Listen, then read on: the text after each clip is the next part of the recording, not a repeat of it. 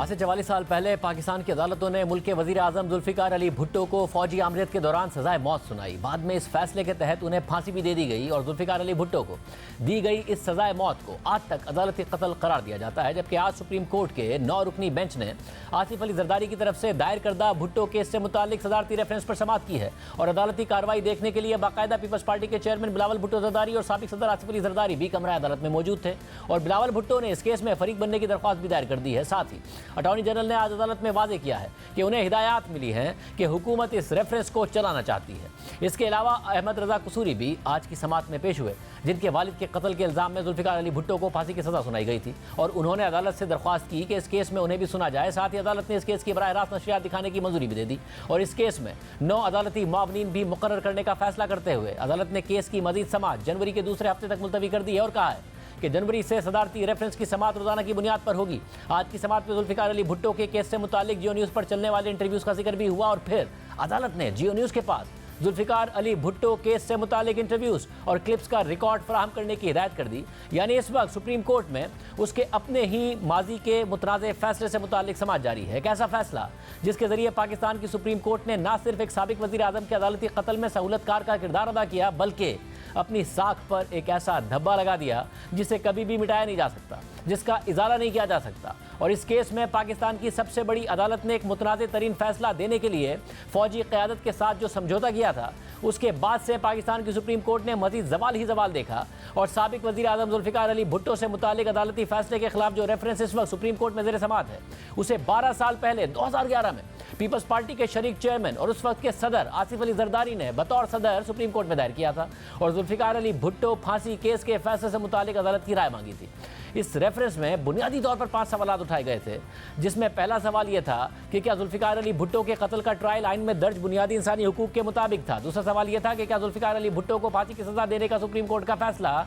अदालती नज़ीर के तौर पर सुप्रीम कोर्ट और तमाम हाई कोर्ट्स पर लागू होगा, अगर नहीं तो इस फैसले के नताइज क्या होंगे। रेफरेंस में उठाया गया तीसरा सवाल यह था कि क्या जुल्फिकार अली भुट्टो को सजाए मौत सुनाना मुनसिफाना फैसला था, क्या जुल्फिकार अली भुट्टो को सजाए मौत सुनाने का फैसला जानिबदाराना नहीं था। चौथा सवाल यह था कि क्या जुल्फिकार अली भुट्टो को सुनाई जाने वाली सजाए मौत कुरानी अहकामात की रोशनी में दुरुस्त है। और पांचवा सवाल यह था कि क्या जुल्फिकार अली भुट्टो के खिलाफ दिए गए सबूत और गवाहान के बयानात उनको सजा सुनाने के लिए काफ़ी थे। इस रेफरेंस पर 11 नवंबर 2012 को आखिरी समाअत हुई थी और फिर 11 साल तक ये रेफरेंस किसी भी चीफ जस्टिस ने समाअत के लिए मुकर्रर ही नहीं किया और अब इन सवालात पर मबनी रेफरेंस पर इस वक्त सुप्रीम कोर्ट में समाअत जारी है। मगर सवाल यह है कि वो कौन सा केस है जो जुल्फिकार अली भुट्टो के कत्ल की वजह बना और उस वक्त की हाई कोर्ट से लेकर सुप्रीम कोर्ट तक ने क्यों और कैसे इसमें सहूलतकारी का किरदार अदा किया, इसका जायजा लेते हैं। 1965 की पाक भारत जंग के बाद उस वक्त के वजीर खारजा जुल्फिकार अली भुट्टो ने जनरल अयूब से अपने रास्ते जुदा कर लिए और पाकिस्तान पीपल्स पार्टी के नाम से अपनी एक जमात बनाई, जिसे अवाम में बहुत मकबूलियत मिली। पाकिस्तान में 1970 के इलेक्शन से पहले कसूर से ताल्लुक रखने वाले सियासतदान अहमद रजा कसूरी ने जुल्फिकार अली भुट्टो की पीपल्स पार्टी में शमूलियत इख्तियार की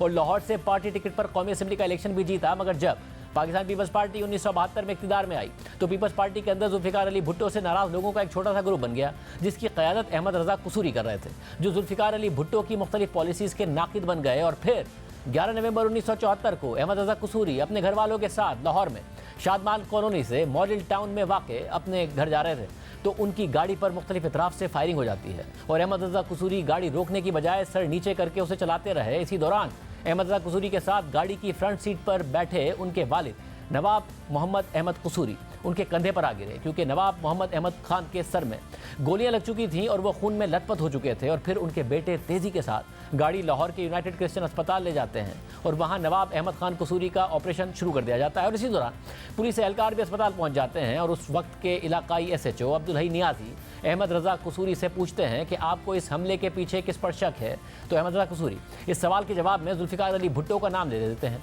मुकदमा दर्ज करने की तफसीलात अहमद रजा कसूरी ने खुद एक इंटरव्यू में बताई। यानी खुद अहमद रजा कसूरी के मुताबिक जुल्फिकार अली भुट्टो साहब की इजाज़त से ही उनका नाम यानी मुल्क के वज़ीर आज़म का नाम इस FIR में डाला गया। अहमद रजा कसूरी के वालिद के कत्ल की इब्तिदाई तौर पर तहकीकात उस वक्त के DSP अब्दुल अहद कर रहे थे, लेकिन 1975 में जब उनका इंतकाल हो गया तो ये जिम्मेदारी स्पेशल ब्रांच के मोहम्मद वारिस को सौंप दी गई। फिर अक्टूबर 1975 में तहकीकाती अफसर मोहम्मद वारिस की सिफारिशात पर केस ये कहकर दाखिल दफ्तर कर दिया गया कि मुल्जिमान का सुराग नहीं लगाया जा सका। फिर 5 जुलाई 1970 को फौजी आमिर जनरल ज़ियाउल हक ने जुल्फिकार अली भुट्टो की हुकूमत का तख्ता उलटकर मुल्क में मार्शल लॉ नाफिज कर दिया और दावा किया कि वो 90 दिन के लिए आए हैं और 90 दिन में इलेक्शन करवा कर मुल्क में जमहूरियत बहाल कर देंगे। लेकिन ज़ियाउल हक अंदर ही अंदर एक अलग मनसूबा बंदी करके आए थे और उनकी ये मनसूबा बंदी रंग भी लाई। मार्शल लॉ के फौरी बाद अचानक अहमद रज़ा कसूरी के वालिद के कत्ल से मुताल्लिक FIR पर तेजी से काम शुरू हो गया और फिर जनरल ज़ियाउल हक की तरफ से जुल्फ़िकार अली भुट्टो की हुकूमत गिराने के 2 महीने बाद यानी सितंबर 1977 को 3 साल पुरानी FIR का सहारा लेकर जुल्फ़िकार अली भुट्टो को गिरफ्तार कर लिया गया। लेकिन जुल्फ़िकार अली भुट्टो की गिरफ्तारी के 10 दिन बाद लाहौर हाई कोर्ट के जज जस्टिस KM समदानी ने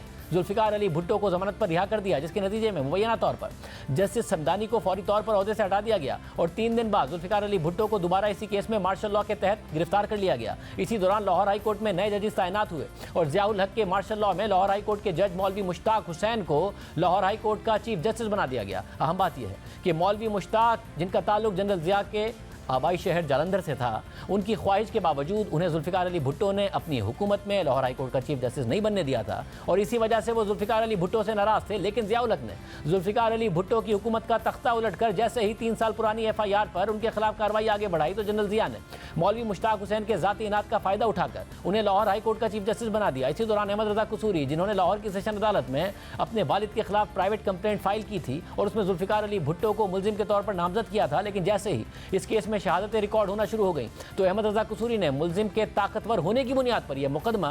लाहौर हाई कोर्ट में मुंतकिल करने की दरख्वास्त दायर कर दी और फिर हुकूमती प्रोसिक्यूटर ने इसकी सारी जिम्मेदारी खुद ले ली और यह केस लाहौर हाई कोर्ट में ट्रांसफर हो गया, जहां के चीफ जस्टिस जुल्फ़िकार अली भुट्टो के खिलाफ इनाद रखने वाले मौलवी मुश्ताक थे। मौलवी मुश्ताक ने इस केस में 5 रुकनी बेंच बना दिया, जिसने कत्ल के केस में बाकायदा जुल्फ़िकार अली भुट्टो का ट्रायल भी शुरू कर दिया और इस्तग़ासा ने इस केस में 41 गवाहान को पेश किया और यह मुल्क की अदालती तारीख का गालिबन वाहिद केस है जिसमें हाई कोर्ट ट्रायल कोर्ट बन गई। फेडरल सिक्योरिटी फोर्स के डायरेक्टर जनरल मसूद महमूद और दीगर ने जुल्फ़िकार अली भुट्टो के खिलाफ गवाही दे दी, जिसके बाद 2 मार्च 1978 को लाहौर हाई कोर्ट ने ट्रायल कोर्ट की हैसियत से इस केस की कार्रवाई मुकम्मल की और 18 मार्च 1978 को सुबह 8 बजे chief justice Maulvi Mushtaq, justice Zakiuddin, justice Gulbaz Khan, justice MH Qureshi और जस्टिस आफ्ताब हुसैन ने मुत्तफ़िका तौर पर जुल्फ़िकार अली भुट्टो को अहमद रज़ा कसूरी के वालिद के कत्ल केस में सज़ाए मौत सुना दी और 400 सफ़ात पर मबनी यह फैसला जस्टिस आफ्ताब हुसैन ने तहरीर किया था और बाकी जजेस ने इस फैसले से इत्तफ़ाक़ किया था। फैसले में करार दिया गया था कि जुल्फ़िकार अली भुट्टो इस केस में साजिशी थे,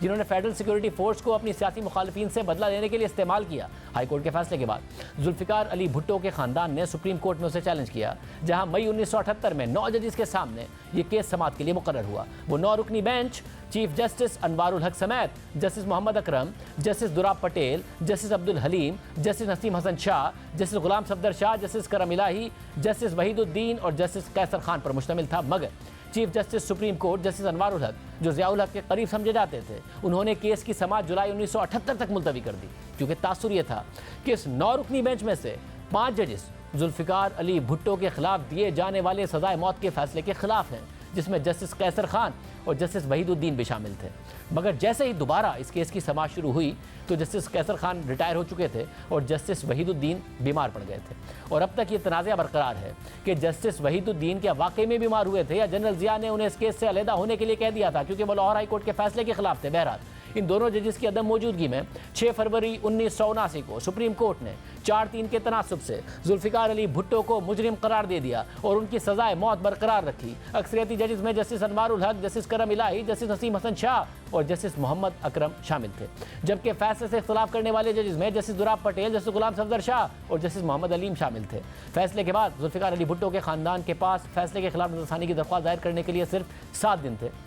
और फिर उन्होंने नज़रसानी दायर की और फिर 24 मार्च को ये नज़रसानी की दरख्वास्त भी मुस्तरद कर दी गई और 4 अप्रैल को जुल्फ़िकार अली भुट्टो को रावलपिंडी के सेंट्रल जेल में फांसी भी दे दी गई और उनकी तदफीन बाद में उनके गांव घड़ी खुदाबख्श में कर दी गई। और ज़ियाउल हक, जो जमहूरियत को बहाल करने के नाम पर आए थे और जिन्होंने 90 दिन में इलेक्शन कराने का दावा किया था, उन्होंने 10 साल तक पाकिस्तान पर आमराना हुकूमत की और मुल्क को आमरियत, मजहबी इंतहा पसंदी की तरफ धकेल दिया। मगर जुल्फ़िकार अली भुट्टो के कत्ल के काफ़ी साल बाद सुप्रीम कोर्ट के जजेस समेत मुख्तलिफ अहदेदारों ने जुल्फ़िकार अली भुट्टो के केस में ज़्यादती की निशानदही की, जिससे वाज़ेह हो गया कि जुल्फ़िकार अली भुट्टो का अदालती कत्ल सिर्फ ज़ियाउल हक की आमरियत को आगे बढ़ाने के लिए था। जस्टिस रिटायर्ड नसीम हसन शाह, जिन्होंने सुप्रीम कोर्ट में जुल्फ़िकार अली भुट्टो की फांसी बरकरार रखने का फैसला दिया था और बाद में सुप्रीम कोर्ट के चीफ जस्टिस भी बने, उन्होंने रिटायरमेंट के बाद जियो न्यूज़ के मेज़बान इफ्तिखार अहमद को इंटरव्यू देते हुए कहा कि लाहौर हाई कोर्ट के चीफ जस्टिस मौलवी मुश्ताक जुल्फ़िकार अली भुट्टो के दुश्मन थे। उन्होंने ये भी तस्लीम किया कि अगर वो इख्तलाफी नोट लिख देते तो आज जुल्फ़िकार अली भुट्टो की जान बच जाती और इसका उन्हें बहुत अफसोस रहा।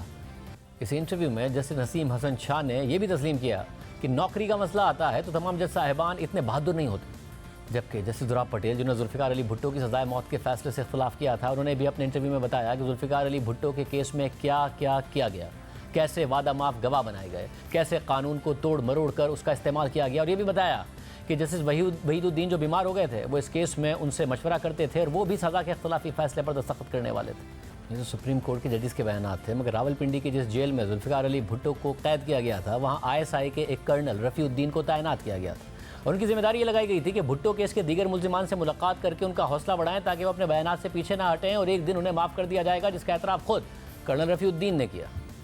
इसके अलावा पाकिस्तान के मुमताज़ शायर अहमद फराज ने PTV को इंटरव्यू देते हुए कहा था कि मार्शल लॉ से पहले ज़ियाउल हक ने उन्हें मुलाकात के लिए बुलाया और उन्होंने जुल्फ़िकार अली भुट्टो की बहुत तारीफ़ें की, मगर अगले ही हफ्ते उनकी हुकूमत गिरा दी। इसके अलावा जनरल फैज़ अली चिश्ती, जो 1977 में ज़ियाउल हक के मार्शल लॉ के लिए रास्ता हमवार कर रहे थे, उन्होंने अपने एक इंटरव्यू के दौरान ये तस्लीम किया कि मार्शल लॉ से एक दिन पहले यानी 4 जुलाई तक हुक्म था कि वज़ीर आज़म के घर तक कोई ना पहुँचे और 5 जुलाई तक जब मार्शल लॉ लगा तो हुक्म मिला कि वज़ीर आज़म के घर से बाहर कोई ना निकले। और इस सब के बाद जनरल ज़ियाउल हक ने जुल्फ़िकार अली भुट्टो को अदालत के ज़रिए कत्ल करा दिया, फांसी दिलवा दी। जब भुट्टो साहब को फांसी दी गई थी तो उससे पहले उनकी बेटी बेनज़ीर भुट्टो की उनसे एक मुलाकात हुई थी, जिसकी तफसीलात बाद में खुद उन्होंने बताई। अब देखते हैं कि सुप्रीम कोर्ट सदारती रेफरेंस पर क्या फ़ैसला करती है।